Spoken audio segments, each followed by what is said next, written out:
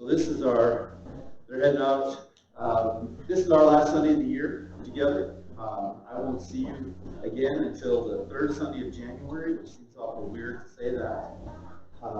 It's not like I'm going to be gone for a month, I'm only going to be gone for 8 days, but just the way the calendars fall. But on the last Sunday of the year, and actually the last week of the year, is a time when a lot of people start looking back on the past year, and they start making lists, right? And they start lists of top music, top movies, books, TV shows. There'll be things like top 10 news stories, maybe even the 10 most influential people this year. And just to kind of give you an example, I wanted to, let's look at a music list, just so you understand what I'm talking about. The top 10 Christian songs of 2021. And see how many of these you've heard or remember. Number one, You Say by Lauren Daigle. Number two, Greg, I'm sure you know this one. It's Hurricane by Kanye West. Top 10 Christian song. This one actually is one of my favorites. Number three was Good God Almighty by David Crowder. Number four is Good One as Well, Battle Belongs by Phil Wickham. 5 was Hold On To Me by Lauren Daigle. 6 is My Jesus by Ann Wilson, which is a really good one and a pretty cool story behind it. Number 7, Graves into Gardens by Elevation Worship. 8 was Less Like Me by Zach Williams. Number 9 is Help Is On The Way by Toby Mac. And number 10 was Moon by Kanye West. There's at least 2 on that list I hadn't heard before. How about you? How many of them had you heard? Like 8? I couldn't say 8. 1, 2, maybe 3. I encourage you to dig into My Jesus a bit. That, like I say, that's a pretty good story. This morning I want us to do kind of a similar thing that you're going to see a lot of the news and on TV shows or whatever. This idea of looking back and on our past year. And we want to do that this morning. We want to look at it in a way in which we can put this past year into perspective for the coming year. So let's pray. Father, this morning has been a morning that pretty much describes the year, chaos. And we know one thing, in the middle of chaos, there isn't chaos because there's you. And Lord, this time we just want to come before you. We want to lift you up. But Father, we want to hear from you through your word in a way that puts life, eternity, into perspective. I pray this in Jesus' name. Amen. Let's see if I can figure out how to turn my sisters off. They keep texting each other and me in the middle of it all. So let's talk about it. First of all, let's read. Turn your Bible to Romans chapter 13. I was trying to think, okay, last Sunday of the year, what were maybe some of the passages that Paul used as last words? And I stumbled upon this one, which isn't his last word in the book of Romans, but it is the last word for us to hear today. And in Romans 13, beginning in verse 11. And do this, he's saying, and do this. So the previous verse was talking about that. He's talking about love and how love fulfills the law. And one thing you need to know about love, which is important for our conversation this morning, is that love is what connects us into the world. And the world connects to us. And it's a common thing we have. The one thing that separates us from the world is hope. Everybody can love, but hope is something we have as Christians that it comes only from Jesus. And you don't have that hope outside of Jesus. That's really a summary of what Paul is saying in these two sets of passages. But he's talking about love. And so now he's saying, and do this, understanding the present time. So therefore, love is fulfillment of law. He says, now do this, understanding the present time. The hour has already come for you to wake up from your slumber, because our salvation is nearer now than when we first believed. The night is nearly over. The day is almost here. So let's put aside the deeds of darkness and put on the armor of light. Let's behave decently as in the daytime, not in carousing and drunkenness, not in sexual immorality and debauchery, not in dissension and jealousy. Rather, clothe yourselves with the Lord Jesus Christ, and do not think about how to gratify the desires of the flesh. So let's do that. Let's consider, let's understand our present time. What is our present time? Let's look back at the past year. The year began, another year of COVID, right? We had our first COVID Christmas, and the year began, we were still wearing masks. Church, I put a picture up there so you kind of remember how our seating was arranged at the beginning of the year. There was lots of leg in our chairs that were set up. And we were wearing masks on Sunday. By spring, and we were looking forward to vaccines coming, and by spring the vaccines came. Our chairs began to move closer together, masks began to disappear from our faces. And until then all of a sudden another variant showed up, and we started talking about wearing masks again, but we didn't mandate it, so to speak. We just encouraged people to do it. Until here we are today, and there's not a mask on in this room. It's been a year, if you look back, on people picking sides. You know, it began the year, okay, I'm for masks, I'm against masks.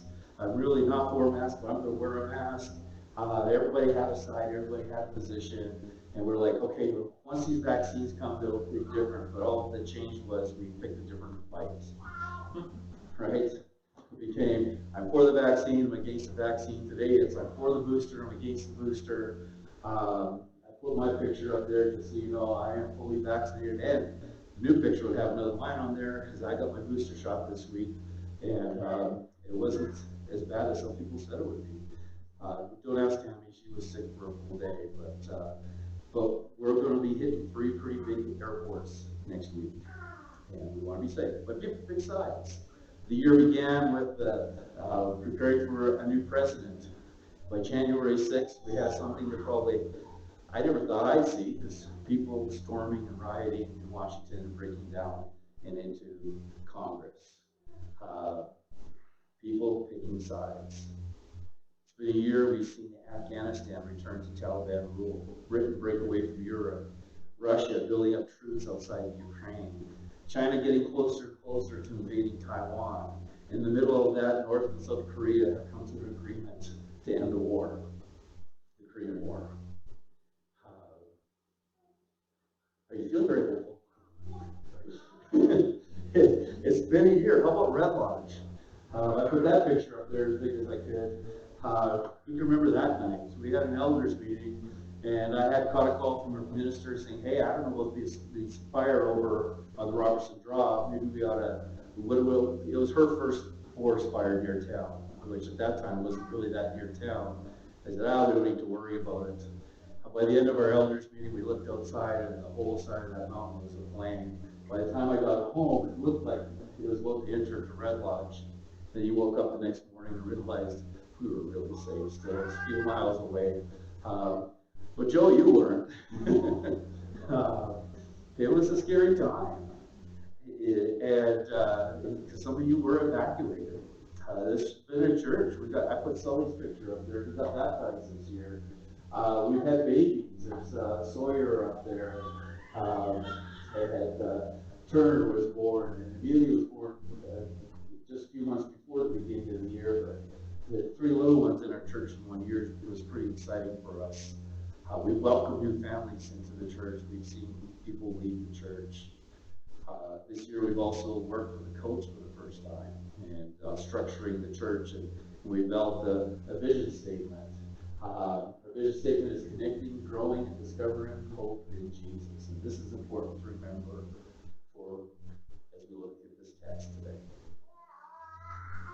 Well, connecting. And we've done some of that connecting. I put the Christmas with pictures up, let me back it up actually.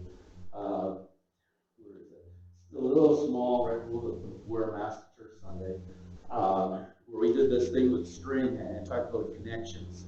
And what I couldn't help but take the pictures of Aurora and Trevor trying to Mission Impossible their way through all that string while we're doing this. We talk about being connected. We want to be growing together as a body, but also growing our walk with Jesus. And then, of course, it's all about discovering hope. And as I said earlier, what separates us from the world? It's not love. I got a lot of believing friends that know a lot about love, committed love, but they don't have hope. We have hope. As we think back to this present year, we can think back and look at those news stories and the fire flames outside of town and be discouraged and disappointed and forget that we have hope. And that's what we want to be doing this morning. The other thing we developed as a church was also one of the things that we value. We want to be people who are authentic.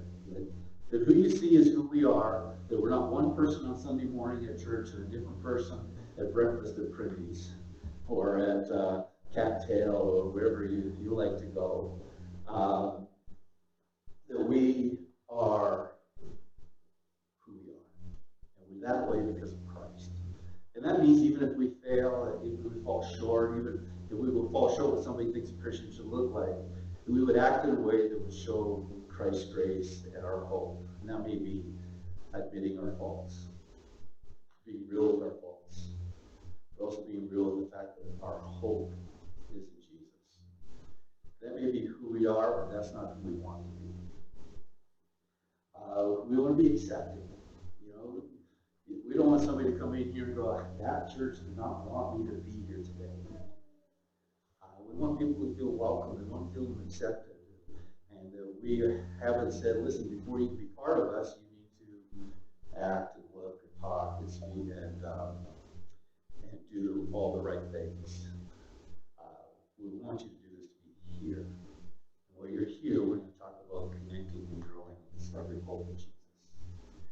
And then, of course, that growing together is so important. It's where the strength of the body comes in. And that's where we want to be. So those things we've worked on, that's kind of looking back, understanding our time. But I want to back up just a little bit. This past year, I've seen a lot of doomsday predictions. I even recently got an article about the vaccine and the mark of the beast. And I know my friend knows I already had the vaccine, so I'm not sure what he's telling me. We look at the rise of pestilence, wars, rumors of wars. We believe that we are living in the end times, and you're correct. We are absolutely living in the end times, not because of the news, not because of the year we have, but because of what Paul says in this text when he says our salvation is nearer than when we first believed. In other words, every day I'm one day closer to when Christ is going to return. Now let me back up for just a little bit. Because when he says our salvation is nearer, that isn't calling into question whether or not when you made a confession of your faith and said, Jesus, I'm going to follow you because I believe in my heart that you are Lord, and I confess with my mouth that I believe in the resurrection. It's not saying that you weren't saved at that point. You were. Christ died for your sins. He paid the penalty for them. He came to set us free so to break the power of that sin. But think back this past year. We experienced the consequences of our own sin, the sin of others in some manner. We haven't been experienced the final part of that salvation, when we will be set free from the presence of sin. And that's our hope. That's what's coming. So when Paul says that our salvation is near when we first believed, he's saying that Christ is coming sooner today than yesterday. And when he comes, we will be set free from even the presence of sin. And that's our hope. It's what separates us from this world. That we have this hope of Christ's return. So in our vision, when we say we're discovering that hope together, we're discovering what that means, what it's like to anticipate, what it's like to hope for one day being in the very presence of Jesus. And as Paul said, we are one day closer to the realization of that hope today. Think back on last year. Think back on the doomsday, the negatives, the what's going on in Washington, what's not going on in Washington, to flames outside the edge of town, to maybe some health issues you may even have going on that I'm not aware of, or family issues. All those negative things. And remember this, that we are people of hope. And when we look back, what's really important is with me today, that we are one day closer to Christ's return. And that's our hope. Do you believe that? I remember as a kid, my dad really liked gospel quartets. And there was a gospel quartet that toured quite a bit. So every time they come to our area, we'd go. And I'm pretty sure they didn't write the song because, Bill Gaither wrote every song back in the 70s and 80s. So I'm sure Gaither wrote it, but it's Get All Excited, Go Tell Everybody that Jesus Christ is Lord. Get you excited. Like, when you think about it, I can look back and feel the pessimism or the negativity of this past year and go, God, what in the world is going on? Or I can look ahead and say, God, we're one day closer to the fulfillment of our salvation. And that's our hope. So what does Paul say for us there? How should we be living?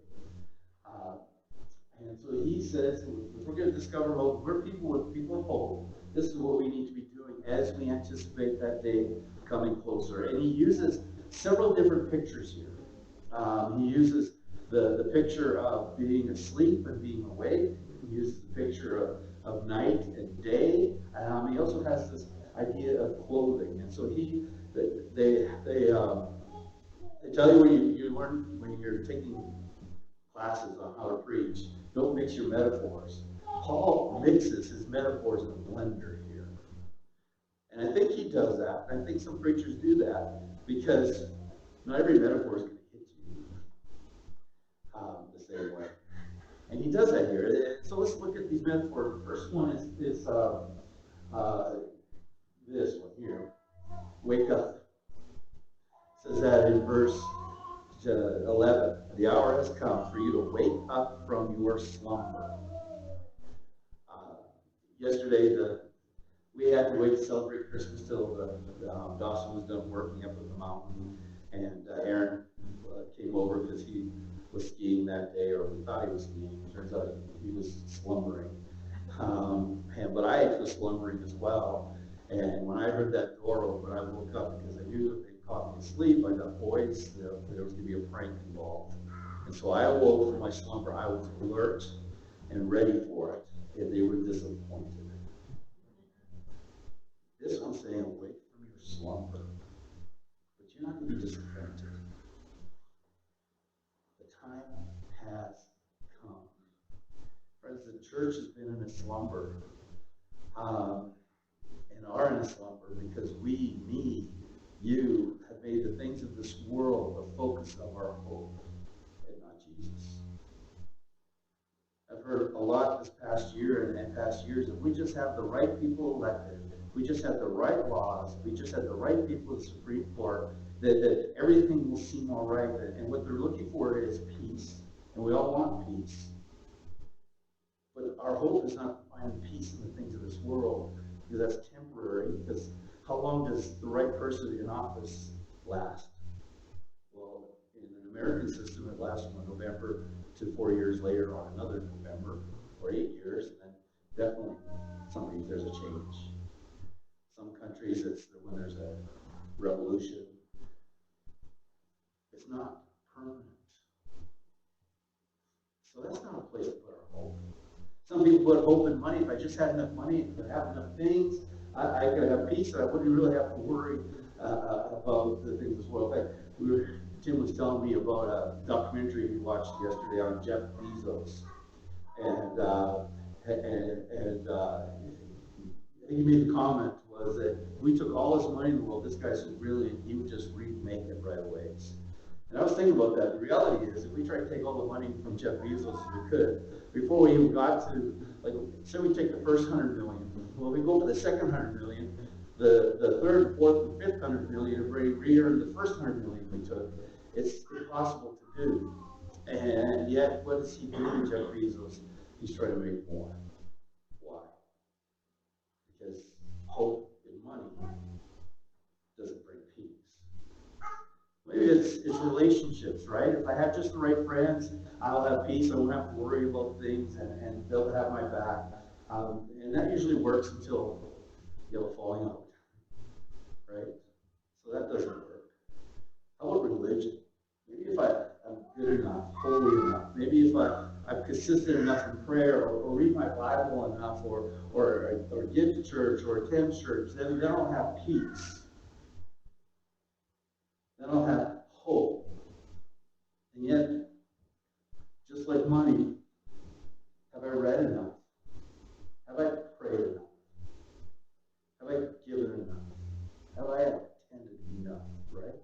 Do you hear the frustration, the never being able to reach it in that statement? That can't bring peace. And here we are at the end of the year. We put our hope in elected officials. That really hasn't worked out for us, has it? If your hope is in money, how are you handling double-digit inflation?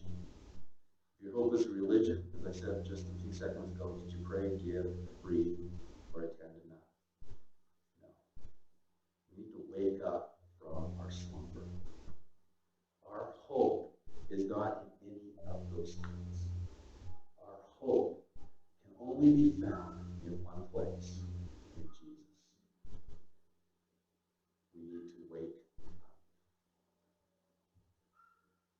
Then Paul says, he gets that day-night thing, right? The night is nearly over. The day is nearly near. And then he mixes in the clothing part. So put aside the deeds of darkness and put on the armor of light. Basically what he's saying there is let's do the first part. Time is running out. It's running out for us to really get our lives in order. Christ's return is sooner today. It's sooner even than when I began this message. It's coming. Are we going to be ready for it? Are we going to be awake for it? And he says, then he puts on the other metaphor, putting on clothes, verse 13. Let us behave decently as in the daytime, not not causing darkness, not in sexual immorality, debauchery, not in dissension and jealousy. Actually, before that, he says this in verse 12, let us put aside the deeds of darkness and put on the armor of light. And then in verse 13, he describes what the deeds of darkness, that the clothing of darkness is. What did those have in common? Carousing, drunkenness, sexual immorality, debauchery, dissension, and jealousy. They have a common part to it. They're all about satisfying my own needs. Right? Drunkenness. People will say, I just went out got drunk because I did not want to face the reality of this moment. I don't want to, right? Eventually I understand alcoholism as a disease, but it doesn't begin. There is that part of the self about me wanting to do what I want to do. Sexual immorality is about satisfying my own sexual needs. Debauchery. I should have probably fleshed these words out a bit more, but we understand a little bit of what debauchery is. You just watch some of the movies Hollywood has produced, particularly in the 80s and 90s, that probably more reflective of their debauchery. Dissension. I know people that thrive on dissension. That as long as they create conflict, it helps them feel better about themselves. Jealousy is about, it's not fair that person has something I want what they have. It's all about themselves and living for themselves. Well, Paul says, put aside those deeds, take off that clothing, instead put on the armor of light. And verse 14, rather clothe yourselves with the Lord Jesus Christ. You do not think about how to gratify the desires of the flesh. So he's described the armor of light, putting on the armor of light. He's also said put on the clothes of Jesus. Why? They're the same thing.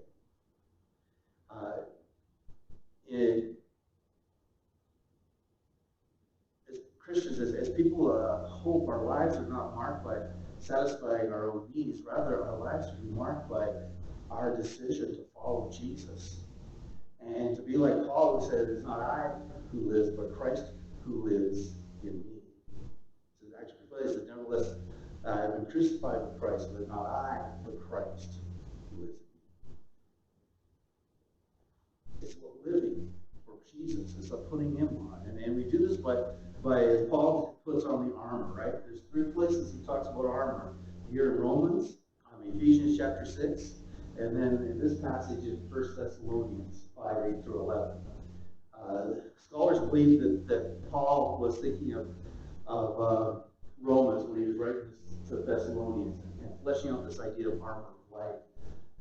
Because he says, but since we belong to the day, right? What are we supposed to be putting on? The clothing of the day, correct? And it's the armor of light. And so let us be sober.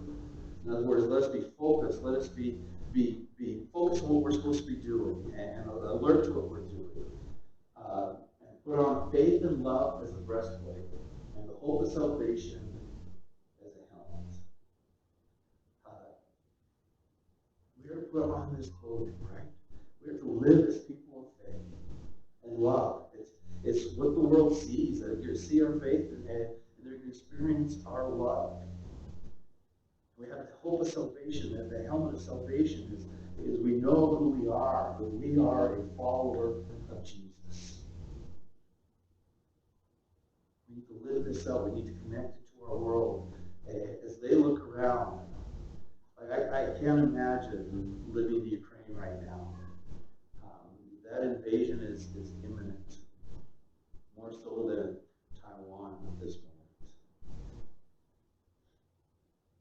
How would we feel? You're pretty safe. I have family members that serve in the Canadian Army.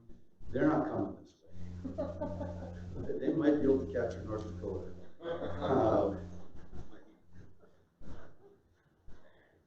But I'm Canadian for our visitors, by the way. We don't know what it's like to live in that kind of country. We have hope in Christ. And our neighbors and our friends, they need to see that we're not living in the same fear that they are struggling with. That we're not afraid because the person we wanted elected didn't get elected. We're not afraid because there's double-digit inflation. We're not afraid because of a virus. So we're not afraid because the flames are on the edge of town. Because in the middle of all that chaos, we have this hope that comes from our salvation. And our faith and our love and our care for them is going to tell them that. Paul says, wake up. Be alert. Put on the clothing of Christ. So, look at that. What moment, or did or did not happen? You are people of hope. Confess the deeds of darkness, because you know what? We're real. And we have all fallen short, and we've all struggled with the fear. Right? Like I said, we're going through 3 airports. Our son just returned from Mexico and is living with us. He's working the mountain before he goes back to school. And who knows what he brought back. And we still have to pass a test to get back into Canada. And then there's a chance, once we even arrive in Canada, they randomly choose. Now, I flew 6 weeks after 9/11, and our team got randomly chosen 3 times in the Denver airport. So I'm pretty sure I'm going to get randomly chosen when we land in Vancouver for another test. If we fail that test, then we have to jump in quarantine. Well, we don't really have a good plan of quarantine, which means we'll be stranded in a cheap hotel paying $400 or $500 a night. Why be afraid of that? Right? You know, I know it's cold. People are cold. But I know that fear. I feel it. I know how I fall short of God's glory. We need to confess that and put on the Holy Christ. When we put on the Holy Christ, and what happens? We begin to be motivated by what motivated Jesus. You know, he knew that his purpose in life would be to eventually die on a cross. And what did he do knowing that? Well, he loved the one who betrayed him. He reached out, and even some of those religious leaders who had conflict with him, because they didn't like what he was saying, some of them loved him and followed him. One even provided the grave where he could be buried. He loved. He lived out that faith. Let's be like Christ. Let's be motivated by one who gives us hope. And may our deeds reflect Jesus to others. You know, versus the deeds of darkness versus the armor of light. May our faith and love show Jesus in everything we do. Well, that went too far. Last one is, may your hope be in Jesus and nothing else this coming year. May your hope be in Jesus and nothing else. Let's pray. Father, we come before you, and Lord, we fall short. Lord, there's too many times that if we look at the clothing we have on from your eyes, we would see the items that would reflect the deeds of darkness. So, Father, we confess. We confess those things that fall short of you. And Lord, we desire to be people of hope. And Father, may we put on that armor of light. May we put on love and faith as a testimony of the hope we have in the salvation of Christ. That our world, as we anticipate, we know it's coming sooner now than it did an hour ago, the return of Christ, that they too would be ready, awake,